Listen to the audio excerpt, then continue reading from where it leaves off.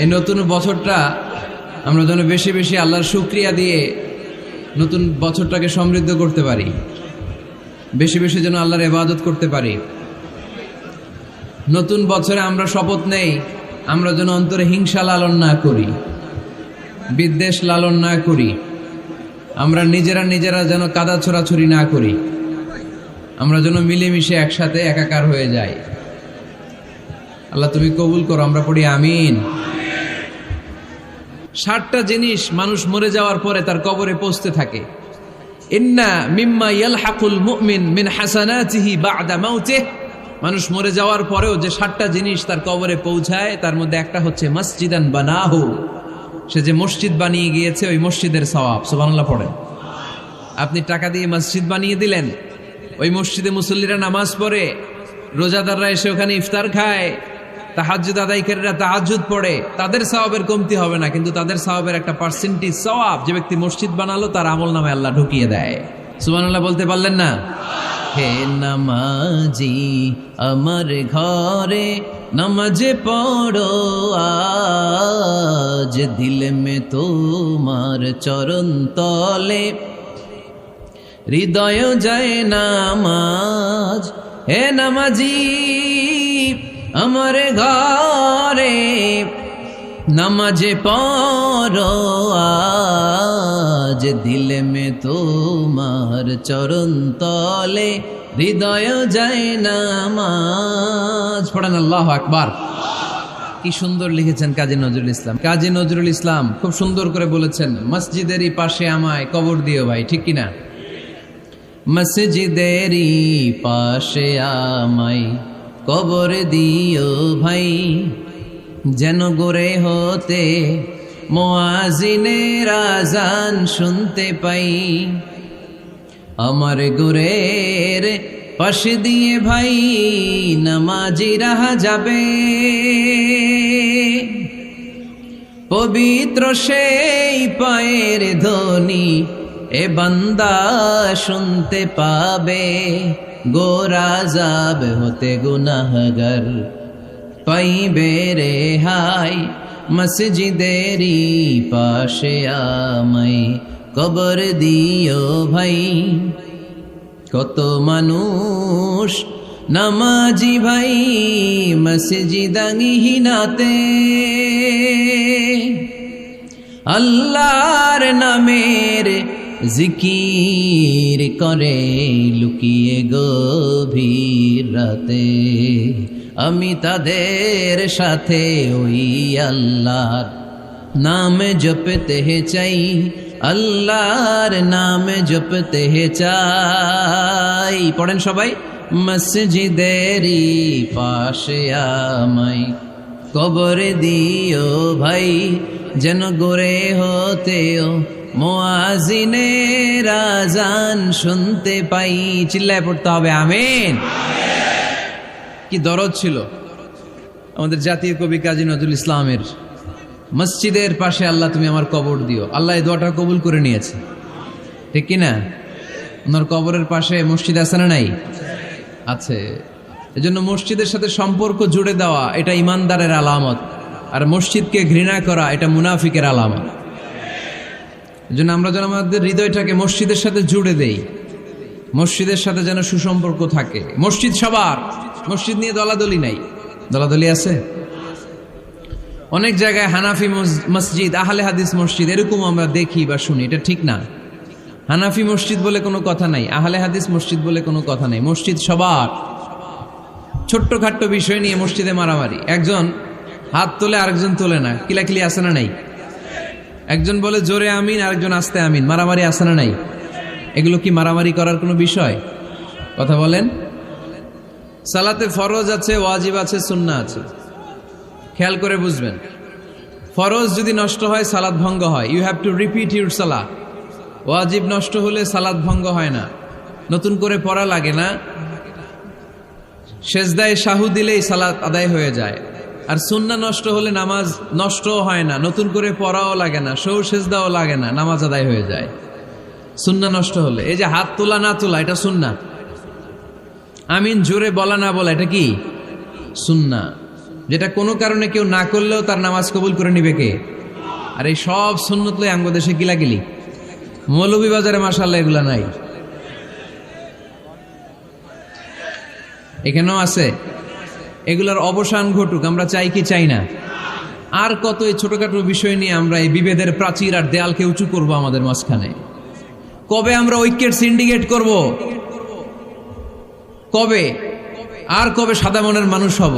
কবে? আর কত? অনেক হয়েছে, আর না, এবার থামেন। বিভেদের প্রাচীরকে ভেঙে চুড়িয়ে দেন।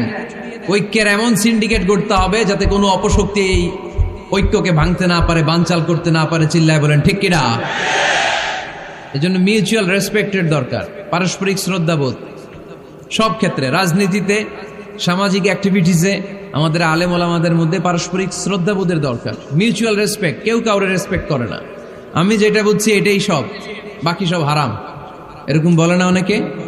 এরকম যেন না করি। তাহলে মসজিদ সবার, মসজিদ আল্লাহর হাবিব সাল্লাল্লাহু আলাইহি ওয়াসাল্লাম খ্রিস্টানদেরকে মসজিদে ঢুকতে দিয়েছেন, আর আমরা মুসলমান ভাইয়ের জন্য মসজিদে তালা ঝুলাই দেই, আছে না নাই?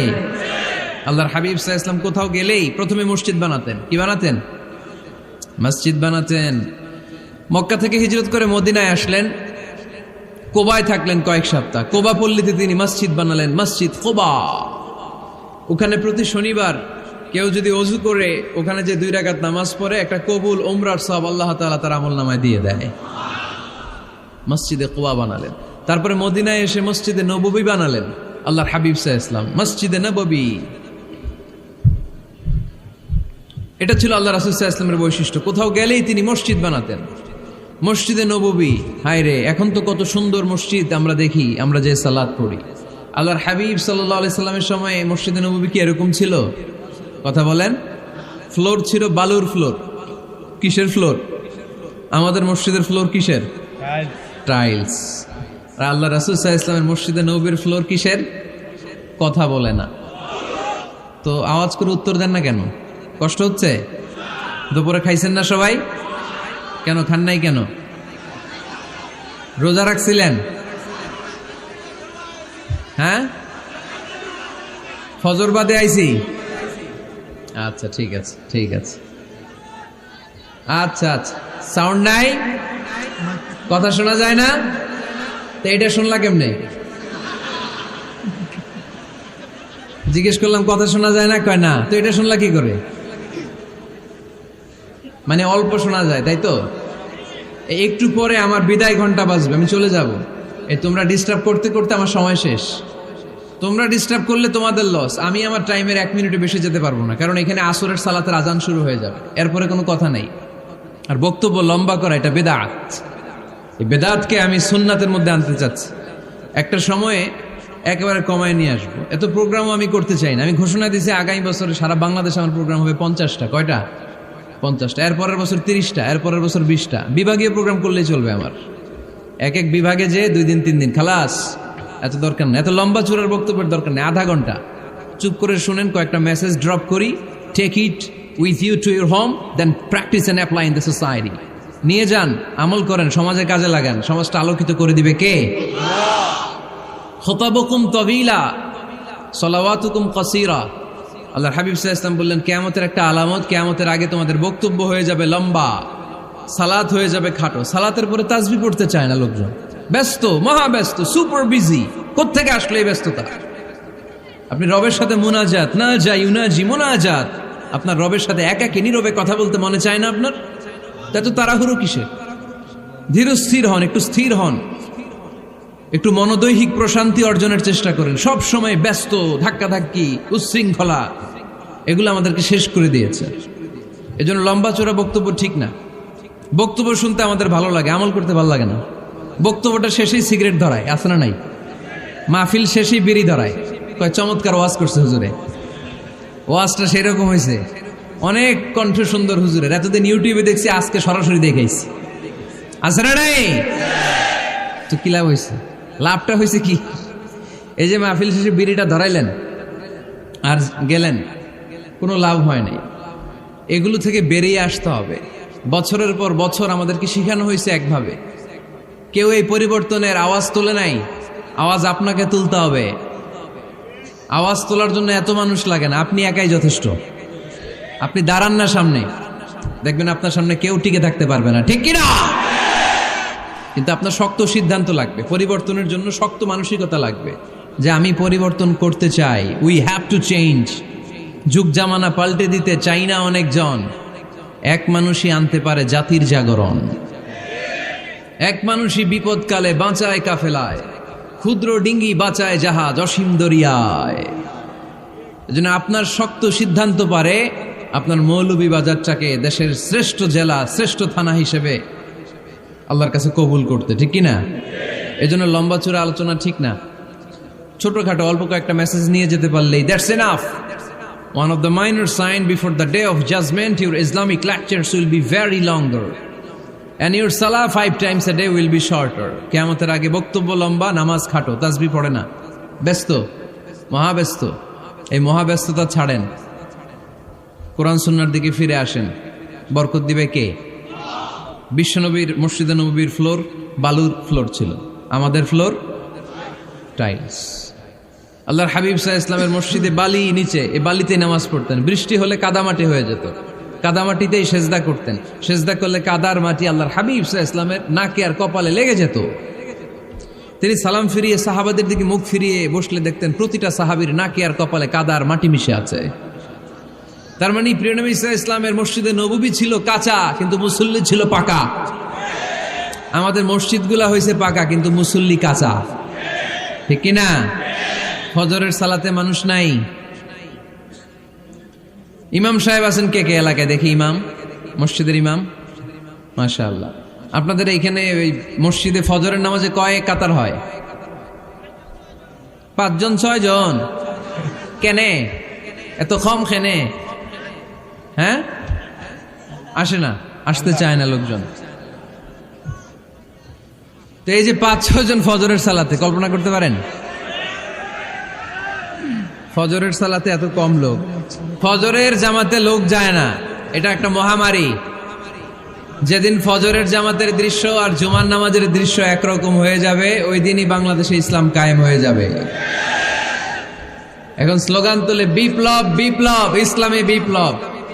আর ফজরের সময় আমি কম্বলের ভিতরে, আছে না নাই? কোনো বিপ্লব হবে না।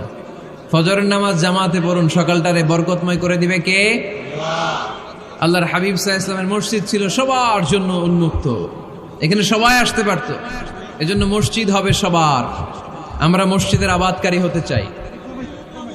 এজন্য রাব্বুল আলামিন বলেন, ইন্নামা ইয়া'মুরু মাসাজিদাল্লাহি মান আমানা বিল্লাহি ওয়াল ইয়াউমিল আখির وأقام الصلاة وآتى الزكاة ولم يخش إلا الله فعسى أولئك أن يكونوا من المهتدين سبحان الله পড়েন। রব্বুল আলামিন বললেন মসজিদের আবাদকারী হবে তারা যারা আল্লাহর প্রতি ঈমান আনে, আখিরাতের প্রতি ঈমান আনে, যারা সালাত কায়েম করে, যারা যাকাত আদায় করে, যারা দুনিয়ার কাউকে ভয় পায় না, ভয় পায় একজনকে। চিল্লায় বলেন তিনি কে? যাদের হৃদয়ে আছে আল্লাহর ভয়, তারা কবু পথ ভুলে যায় না। আল্লাহর প্রেম ছাড়া এই দুনিয়া কারো কাছে কোনো কিছু চায় না, ঠিক কিনা? তাহলে যারা মসজিদের আবাদকারী এরা ভয় পায় একজনকে, চিল্লায় বলেন তিনি কে? মসজিদের আবাদকারীদের প্রথম গুণ, তারা আল্লাহ বিশ্বাস করে, তারা আখিরাতে বিশ্বাস করে, তারা সালাত কায়েম করে, তারা যাকাত আদায় করে, তারা আল্লাহ ছাড়া পৃথিবীর কাউরে ভয় পায় না। আল্লাহ বলেন ফাআসা উলাইকা আইয়াকুনু মিনাল মুহতাদিন, আশা করা যায় তারাই হলো হেদায়েতের রাস্তার উপরে আছে, ঠিক কি না?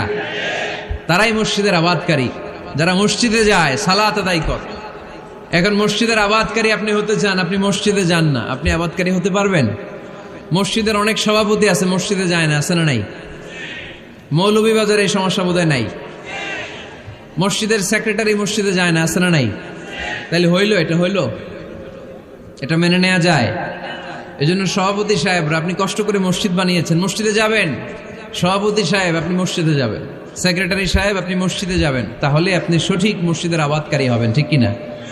আমরা মসজিদের আবাদকারী হতে চাই, ইনশাআল্লাহ পড়েন। উমরানুল মাসাজিদ, মসজিদের আবাদ কি করে করতে হয়? মসজিদ আবাদ করার এক নাম্বার মাধ্যম হচ্ছে মসজিদ নির্মাণ করা। কি করা? নির্মাণ করা। খেয়াল করবেন, আল্লাহর হাবিব সাল্লাল্লাহু আলাইহি ওয়াসাল্লাম বলেছেন, মান বানা মসজিদান মিন মালিহি ফিদ দুনিয়া বানাল্লাহু লাহু বাইতান ফিল জান্নাহ। যে ব্যক্তি নিজের পকেটের টাকা খরচ করে দুনিয়াতে মসজিদ বানায়, আল্লাহ তাআলা তার জন্য জান্নাতে ঘর বানায়। 60টা জিনিস মানুষ মরে যাওয়ার পরে তার কবরে পৌঁছতে থাকে। ইন্না মিম্মা ইয়ালহাকুল মুমিন মিন হাসানাতিহি বা'দা মাউতিহি, মানুষ মরে যাওয়ার পরেও যে 60টা জিনিস তার কবরে পৌঁছায়, তার মধ্যে একটা হচ্ছে মসজিদান বানাহু, সে যে মসজিদ বানিয়ে গিয়েছে ওই মসজিদের সওয়াব। সুবহানাল্লাহ পড়েন। আপনি টাকা দিয়ে মসজিদ বানিয়ে দিলেন, ওই মসজিদে মুসল্লিরা নামাজ পড়ে, রোজাদাররা এসে ওখানে ইফতার খায়, তাহাজ্জুদ আদায়কারীরা তাহাজ্জুদ পড়ে, তাদের সওয়াবের কমতি হবে না, কিন্তু তাদের সওয়াবের একটা পার্সেন্টেজ সওয়াব যে ব্যক্তি মসজিদ বানালো তার আমল নামে আল্লাহ ঢুকিয়ে দেয়। এজন্য বেশি বেশি মসজিদ বানাতে রাজি আছেন তো? তাহলে মসজিদ আবাদ করার প্রথম মাধ্যম হচ্ছে মসজিদ বানানো। 2 নাম্বার মাধ্যম হচ্ছে মসজিদে যে জামাতে সালাত আদায় করা। জামাতে সালাতুল জামাআ তাফদুলু সালাতাল ফাযযি বি27 দারাজা। ঘরে নামাজ পড়লে একা একা পড়লে যেই সওয়াব, জামাতে পড়লে 27 গুণ বেশি সওয়াব। সুবহানাল্লাহ বলতে পারলেন না? হে নামাজি আমার ঘরে নামাজ পড়ো আজ, দিল মে তোমার চরণ তলে হৃদয় যায় নামাজ। হে নামাজি আমার ঘরে নামাজ পড়ো আজ, দিল মে তোমার চরণ তলে হৃদয় যায় নামাজ। পড়েন আল্লাহু আকবার। কি সুন্দর লিখেছেন কাজী নজরুল ইসলাম। মসজিদ কেমন যেন মসজিদ তার নিজের ভাষায় আল্লাহর কাছে কেঁদে কেঁদে ফরিয়াদ জানায়, আল্লাহ নামাজিরা আমার ঘরে আসে না, কি সুন্দর টাইলস, কি সুন্দর মুসল্লা, কি সুন্দর এয়ার কন্ডিশন, সব আছে কিন্তু মুসল্লি নাই, ঠিক কিনা? মসজিদগুলো আল্লাহর কাছে ফরিয়াদ জানায়। এজন্য আমরা যেন মসজিদমুখী হই। কি মুখী? আওয়াজ করে বলতে হবে, কি মুখী? মসজিদমুখী। তাহলে মসজিদ আবাদের 1 নাম্বার পদ্ধতি মসজিদ বানানো। 2 নাম্বার মসজিদে বেশি বেশি যে জামাতে সালাত আদায় করা। 3 নাম্বারে মসজিদের সাথে সম্পর্ক জুড়ে দেওয়া, হৃদয়টা যেন সবসময় মসজিদের সাথে লেগে থাকে। আল্লাহর হাবিব সাল্লাল্লাহু আলাইহি ওয়াসাল্লাম বললেন, সাবআতুন ইউযিল্লুহুমুল্লাহু ফি যিল্লিহি ইয়াওমা লা যিল্লা ইল্লা যিল্লু। 7 শ্রেণীর ব্যক্তিকে আল্লাহ তাআলা কিয়ামতের দিন আরশের নিচে ছায়া দিবে, যেদিন আল্লাহর আরশের ছায়া ছাড়া কোনো ছায়া পৃথিবীতে থাকবে না। সেই দিনটা কি এই দিনের মতো? কিয়ামতের দিনটা আজকের এই দিনের মতো হবে? 50,000 বছর হবে। এটা লেন্থ, এটা ডিউরেশন। কাআন সাফসাফা লা তারা ফিহা ইওয়াজা ওয়ালা আমতা, লেভেল প্লেইং ফিল্ড, তামার জমিন। একটু কল্পনা করেন তো ওই দিনটা কত ভয়ঙ্কর। বাবা ছেলেরে চিনবে না ওই দিন, ছেলে বাবারে চিনবে না, স্ত্রী স্বামীকে চিনবে না, স্বামী স্ত্রীকে চিনবে না, পীর সাহেব মুরিদ চিনবে না, মুরিদ পীর সাহেবকে চিনবে না, নেতা কর্মীকে চিনবে না, কর্মী নেতাকে চিনবে না। হায় হায়, ইয়া নাফসি ইয়া নাফসি বলে কাঁদবে। সূর্যটা মাথার কাছে চলে আসবে, সূর্যের তাপে মাথার মগজগুলো গলে গলে নাকের ছিদ্র আর কানের ছিদ্র দিয়ে টপ টপ করে বেয়ে বেয়ে পড়বে। তৃষ্ণায় মানুষগুলো পাগল পাড়া, জিহ্বাটা বের হয়ে নাভি পর্যন্ত ঝুলতে থাকবে। সেদিন সবাই পাগলের মতো ছুটতে থাকবে, কোনো ছায়া নাই আল্লাহর আরশের ছায়া ছাড়া। আল্লাহর হাবিব বললেন, 7 শ্রেণীর ব্যক্তিকে আল্লাহ তাআলা আরশের নিচে ছায়া দিবেন। এর মধ্যে 1 শ্রেণীর ব্যক্তি রাজুলুন কলবুহু মুআল্লাকুন বিল মাসাজিদ, ওই ব্যক্তি যার হৃদয়টা সবসময় আল্লাহর মসজিদের সাথে লেগে থাকে। মসজিদের সাথে যার হৃদয় লেগে থাকে তাকে আরশের নিচে ছায়া দিবে কে? এজন্য মসজিদের সাথে যেন আমাদের হৃদয়গুলো লেগে থাকে। অনেকেই দেখবেন এত ভালো নামাজে, জোহর পরে টেনশন করে আসরটা কই পড়বো, আসর পরে চিন্তা করে মাগরিবের সময় আমি কোথায় থাকবো, মাগরিবের সময় টেনশন, ইস এশাটা হয়ে গেলেই তো শেষ। এরকম লোক আছে না নাই? এদেরকে সেই কঠিন ভয়াবহ দিনে আরশের নিচে ছায়া দিবে কে? তারপরে মসজিদ আমাদের 4 নাম্বার পদ্ধতি, মসজিদকে পরিচ্ছন্ন রাখা, মসজিদকে ঝাড়ু দেয়া। মসজিদকে যারা পরিষ্কার করে তাদের হৃদয়ের যন্ত্রণা দূর করে দেয় কে? সাইয়েদনা ইব্রাহিম আলাইহিস সালাম এবং ইসমাঈল আলাইহিস সালামকে আল্লাহ তাআলা আদেশ করেছেন তাহহিরা বাইতিয়া লিত্তাইফিনা ওয়াল আকিফিনা ওয়ার রুকআই সুজুদ। হে ইব্রাহিম, ইসমাঈল, বাপ বেটা দুইজন মিলে মসজিদ ঝাড়ু দাও। কি ঝাড়ু দাও? মসজিদেরি ঝাড়ু বড়দার ও কমারে হাত শোনো আমারে মুনাজাত। পড়েন, শোনো শোনো ইয়া ইলাহি আমারে মুনাজাত, শোনো আমারে মুনাজাত। পড়েন আমিন। মসজিদ ঝাড়ু দেওয়া মসজিদ আবাদের অন্তর্ভুক্ত। আপনারা কেউ কোনোদিন মসজিদ ঝাড়ু দিয়েছেন নাকি? কে কে দিয়েছেন দেখি? সবাই? সবাই মসজিদের খাদেম? মাশাআল্লাহ। আমিও দিছি মসজিদ ঝাড়ু, অনেক দিছি। মাশাআল্লাহ, আল্লাহ তুমি কবুল করো। যাদের হৃদয়ে বড় জ্বালা, ফ্যামিলিতে সুখ নাই, শান্তি নাই, তারা হৃদয়ে প্রশান্তি আনতে চাইলে এতিমখানায় যাবেন, এতিমের মাথায় হাত বুলিয়ে দিবেন, এতিমের মুখে খাবার তুলে দিবেন। আপনার হৃদয়টারে নরম করে দিবে কে? আল্লাহর ঘর মসজিদে যাবেন, নিজ হাতে মসজিদটারে একটু পরিষ্কার করে দিবেন, আপনার জীবনটারে উজালা করে দিবে কে? তাহলে এগুলো করার মাধ্যমে আমরা মসজিদের আবাদ করতে চাই। আমরা মসজিদের আবাদকারী হতে চাই কি চাই না?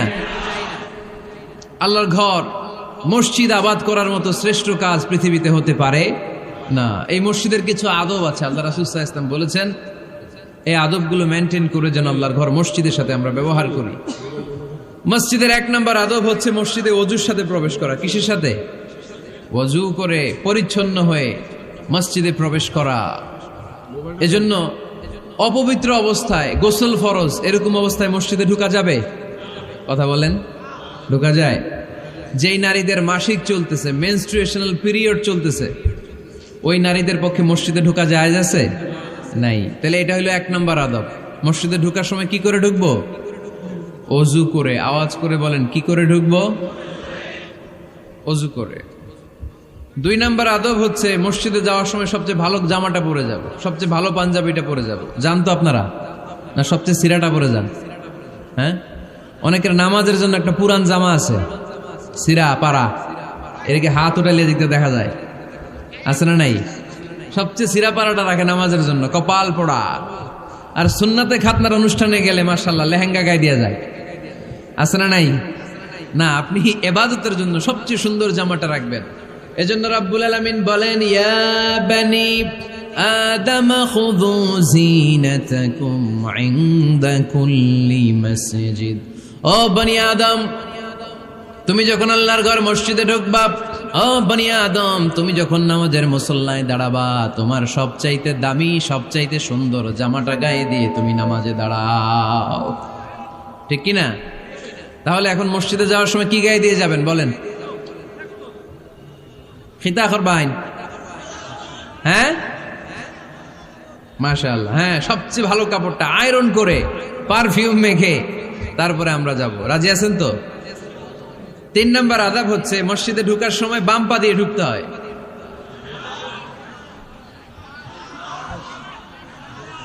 কোন পা? আরো জোরে। এদেরকে গুতা মারা লাগে, নাইলে আওয়াজ বাড়ে না। এরকম ভলিউম টাইট করতে হয়, ভলিউম হাই করলে আর পরে বাড়ে। এমনি বলতে চায় না। আর ঘটনা কি? হ্যাঁ, খায় নাই। বদরের যুদ্ধ হয়েছিল রমাদানে, কোনো সাহাবী খায় নাই, না খাইয়া একেবারে সাইজ করে দিছে কাফেরদেরকে। আমরা না খেলেও আমাদের হৃদয়ে ইমানি শক্তি আছে না নেই? এই তো বোঝা যাচ্ছে ইমানি শক্তি আছে। এতক্ষণ আছিল কই? তো মসজিদে ঢোকার সময় কোন পা দিয়ে? এগুলো মনে থাকে আমাদের? ভুলা যাই আমরা, খেয়াল থাকে না তো এগুলা? এত কিছু মনের মধ্যে রাখলে এগুলো মনে থাকবে কেমনে? মসজিদে ঢোকার সময় কোন পা? আরো জোরে। বেরোয়ার সময় কোন পা? মনে থাকবে?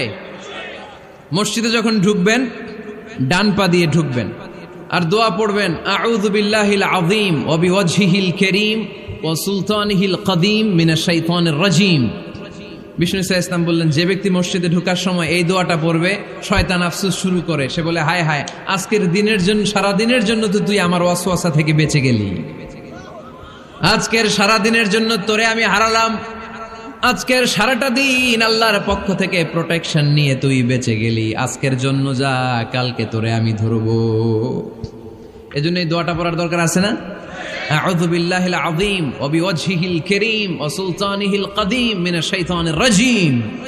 4টা বাক্যের দোয়া।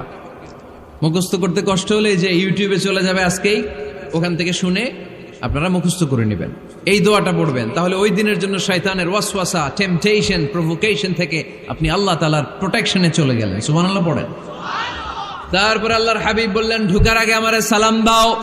পড়বেন, আসসালামু আলাইকা আইয়ুহান নাবিয়্যু ওয়া রাহমাতুল্লাহি ওয়া বারাকাত। এই 2টা জিনিস যখন করে ফেললেন, তখন ডান পা দিয়ে পড়বেন, আল্লাহুম্মা আফতাহ লি আবওয়াবা রাহমাতিক। সুবহানাল্লাহ পড়েন। আল্লাহুম্মা আফতাহ লি, ও আল্লাহ আমার জন্য তুমি খুলে দাও আবওয়াবা রাহমাতিক, তোমার রহমতের দরজা। তার মানে মসজিদে ঢুকলে রহমত পাওয়া যায় কি যায় না? মসজিদে ঢুকলে পাওয়া যায় রহমত। মসজিদের বাইরে রহমতের কথা আল্লাহ বলে নাই, মসজিদের ভিতরে রহমত। কোথায় রহমত? কোথায়? মসজিদের ভিতরে রহমত আছে না? তার প্রমাণ, মসজিদে ঢুকলেই শান্তি লাগে কেমন জানি, আর ঘুমে ধরে।